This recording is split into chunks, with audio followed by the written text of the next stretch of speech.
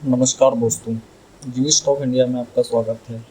आज हम बाइबल के एक ऐसे विषय पर बात करेंगे जिस पर यहूदियों और ईसाइयों के बीच बहुत समय से चर्चा होती रही है। सवाल है, क्या यशायाह 7:14 सच में यीशु के कुंवारी से जन्म लेने की भविष्यवाणी है? बहुत से ईसाई इस पद को यीशु के जन्म से जोड़ते हैं, लेकिन यहूदी धर्म इस बात से सहमत नहीं है। आखिर क्यों? आइए आसान भाषा में समझते हैं। सबसे पहले हमें पूरा संदर्भ समझना होगा। उस समय यहूदा का राजा आहाज था। दो दूसरे राज्यों उसके खिलाफ युद्ध की तैयारी कर रहे थे।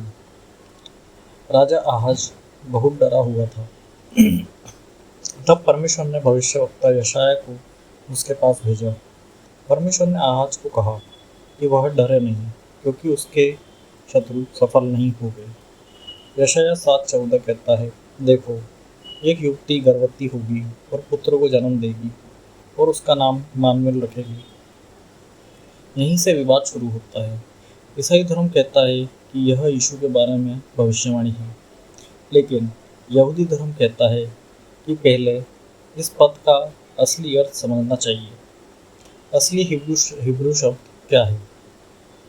इस पद के एक महत्वपूर्ण शब्द है। वह शब्द है अल्मा। इसका अर्थ होता है युवा स्त्री, जवान महिला, लेकिन इसका अर्थ हमेशा कुंवारी नहीं होता। यही यहूदी विद्वान का मुख्य तर्क है। हिब्रू भाषा में कुंवारी के लिए एक अलग शब्द होता है, बेतुला। बाइबल में कई जगह यह शब्द कुंवारी स्त्री के लिए इस्तेमाल किया गया है, लेकिन यशायाह 7:14 में बेतुला नहीं लिखा है, वहाँ अल्मा लिखा है। इसलिए यहूदी विद्वान कहते हैं कि यहाँ युवा स्त्री का अर्थ अधिक सही है। अब सबसे महत्वपूर्ण बात, यह भविष्यवाणी किसे दी गई थी? राजा आहाज को। आहाज उस समय जीवित था। वह अपने राज्य की सुरक्षा को लेकर चिंतित था। परमेश्वर उसे एक चिन्ह दे रहे थे कि उसके शत्रु सफल नहीं हो गए। तो आहाज को उससे क्या लाभ? यही सवाल यहूदी विद्वान पूछते हैं। अगर ये भविष्यवाणी सैकड़ों साल बाद पूरी होनी थी, तो राजा आहाज के लिए वह चिन्ह कैसे बन सकती है? क्योंकि आहाज को उसी समय आश्वासन की जरूरत थी। इम्मानुएल कौन है? यशायाह आगे कहते हैं, यशायाह 7:16 में, इस बालक के भले और बुरे को समझने से पहले ये दोनों राजा नष्ट हो जाएंगे। इससे पता चलता है कि यह भविष्यवाणी उस समय की घटना से जुड़ी हुई थी। इसलिए कई यहूदी विद्वान मानते हैं कि इज़राइल उसी समय का एक बच्चा था।